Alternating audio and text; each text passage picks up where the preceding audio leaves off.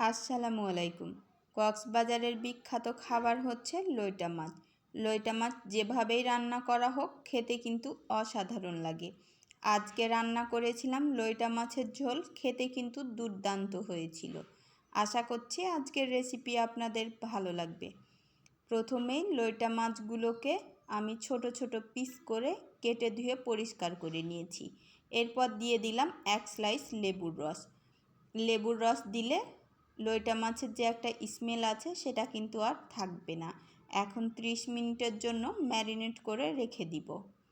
প্যানে নিয়ে নিচ্ছি বেশি করে পেঁয়াজ আর রসুন কুচি, দিয়ে দিচ্ছি 2টা টমেটো কুচি, আদা রসুন বাটা, হলুদ গুঁড়া, মরিচ গুঁড়া, আস্ত জিরা, পরিমাণ মতো লবণ, ধনিয়া গুঁড়া আর দিয়ে দিয়েছি বেশি করে সয়াবিন তেল। এখন সবগুলো উপকরণ খুব ভালোভাবে মেখে নিতে হবে।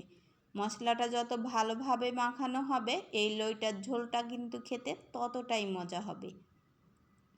যখন মশলাটা খুব ভালোভাবে মাখানো হয়ে গেছে, এখন এর মধ্যে দিয়ে দিলাম লইটা মাছগুলো। লইটা মাছগুলো দিয়ে আবারও আলতো হাতে নেড়ে দিব, যাতে করে মাছগুলো ভেঙে না যায়, কারণ মাছগুলো খুব নরম। লইটা মাছগুলো রান্না করার সময় কিন্তু এক্সট্রা করে পানি দিতে হবে না, কারণ মাছ থেকেই বেশি পরিমাণে পানি বের হবে।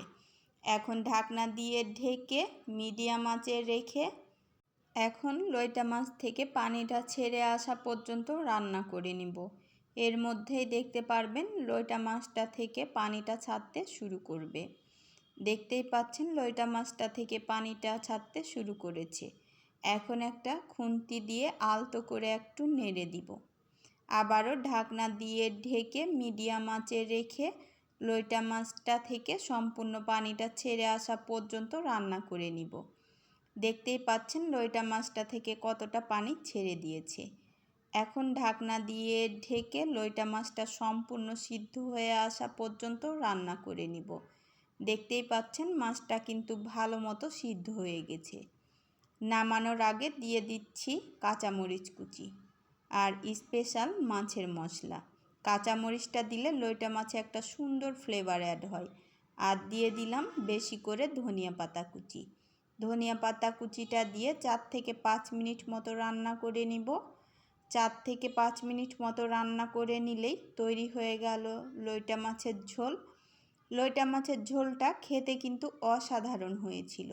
যারা লইটা মাছের ঝোল কখনো খাননি, একবার হলেও আমার রেসিপিতে ট্রাই করবেন। আশা করছি আজকের রেসিপি আপনাদের ভালো লেগেছে। আল্লাহ হাফেজ।